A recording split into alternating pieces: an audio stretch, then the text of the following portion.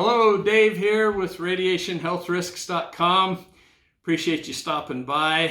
As you get into this video, if you like it, if you get some benefit from it, please don't forget to subscribe to our channel. Also like the video and hit the little bell so that you get notifications of when we do future videos. And if you also, if you wouldn't mind, if you feel inclined to, share it on your social media. We really appreciate it when people do all that kind of stuff because it really helps us get the word out. And so we appreciate that. So there's my little plug. Okay, so what this video is going to be on is we're going to be testing something here with a meter called a Wi-Fi router cover. Sorry about that. It's a Wi-Fi router cover. This is what it looks like here. If you can see it, it's just a metal mesh box with a lid here. And those of you, if you go on RadiationHealthRisks.com on the website, you'll see a tab that says recommended protections. If you click on that tab, there's Wi-Fi protection items option. And if you go in there, it'll give you a link to where you can get these. There's a company in there. The company that makes this also makes smart meter covers. So if you go to the smart meter protection items, you'll see a link to these same people there. So I want to talk just briefly about why you need to protect your house from Wi-Fi radiation. By far, the safest way to protect your house is to not use these kind of devices, but to hardwire your house with low EMF or shielding Cat5 computer cable. That's expensive, very, very expensive, but that's the best way to do it. And that's by far the best way. If for some reason you can't afford to do that and you need to have Wi-Fi or internet and you can't hardwire it to different rooms in your house, this is a very close second.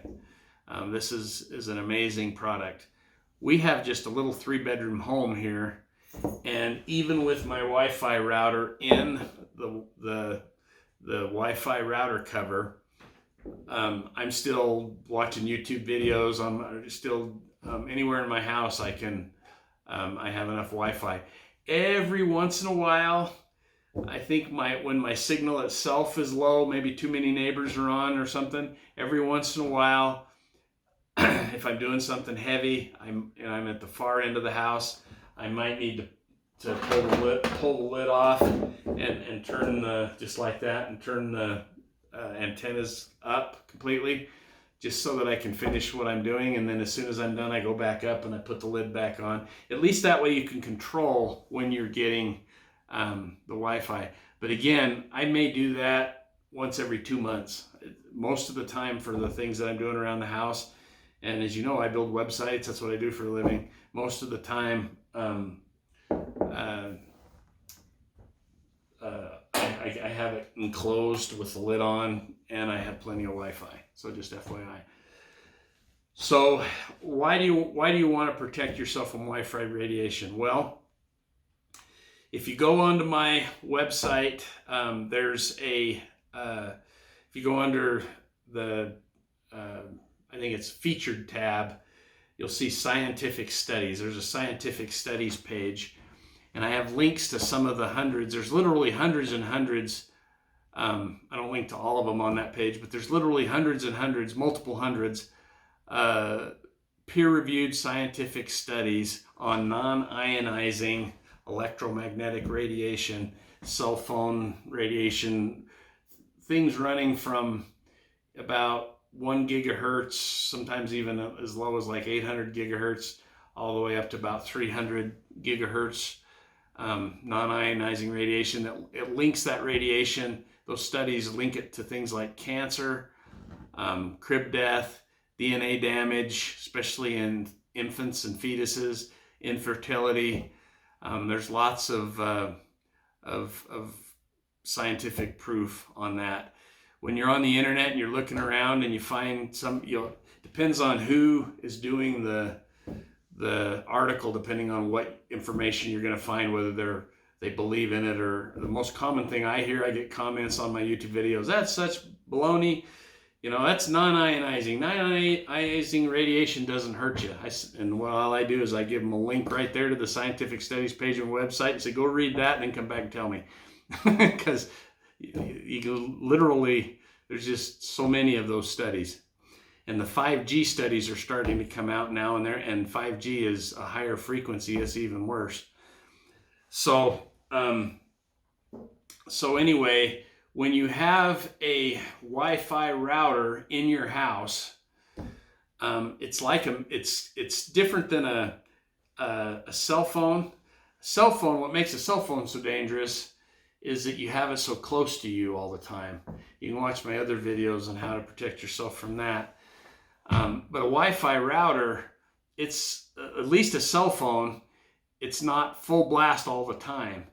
Whenever the cell phone, because you can turn off Bluetooth if you don't need it, you can turn off Wi-Fi on the phone.